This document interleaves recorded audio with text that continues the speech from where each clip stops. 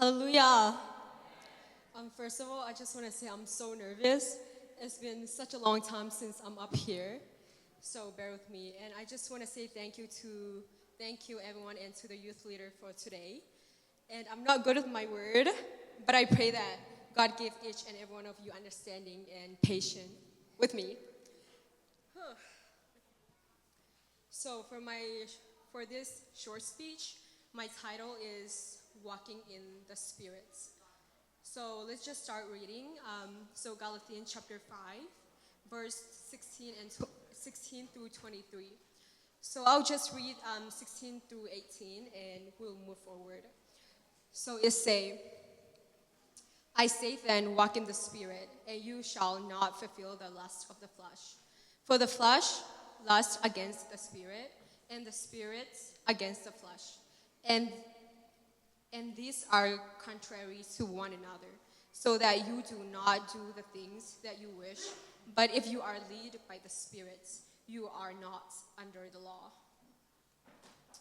Okay, so basically chapter 16, verse 16 is basically saying that if we walk in the Spirit, we will not fulfill the desire of our flesh. And 17 is saying for the flesh and Spirit are against each other. So you cannot both be cold or warm, you would have to choose. So 18, if we're led by the Holy Spirit, it will lead us to fulfill the will of God. So if we look more forward down there, I want to talk about the work of the flesh. So verse 19 and 21 speak of the works of the flesh. There are four categories, which are the sins of impurity, idolatry, hostility, and intemperance.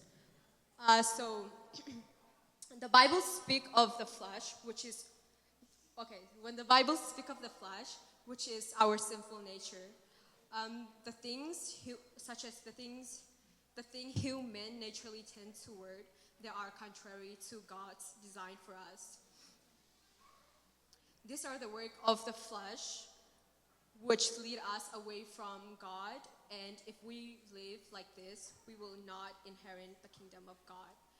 So I want to talk about the four categories, just to summarize that. So chapter 19 to 21, the work of the flesh are such as sexual immorality, impurity, and debauchery. Idolatry, witchcraft, hatred, discord, jealousy, fits of rage, selfish ambition, dissensions, factions, and envy. And also their drunkenness and orgies. I will not go down to the meaning of all of them, but that can be like your study guide, your Bible study or something for yourself. So this is just a small summary of the work of flesh. And now let's get down to the fruit of the Spirit, which is talked in verse 22 to 23. So verse 22 to 23, there are 9 fruits of the Spirit, which are love, joy, peace, patience, kindness, goodness, faithfulness, gentleness, and self-love. So verse 22 and 23 speaks of this fruit of the Spirit.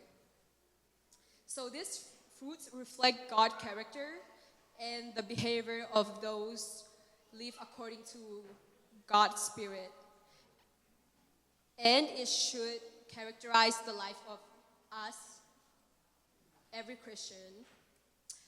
And it does. Within these 9 fruits of the Spirit, it is not about choosing which one that you want to be. And it is more of living for the whole 9 fruit of the spirits.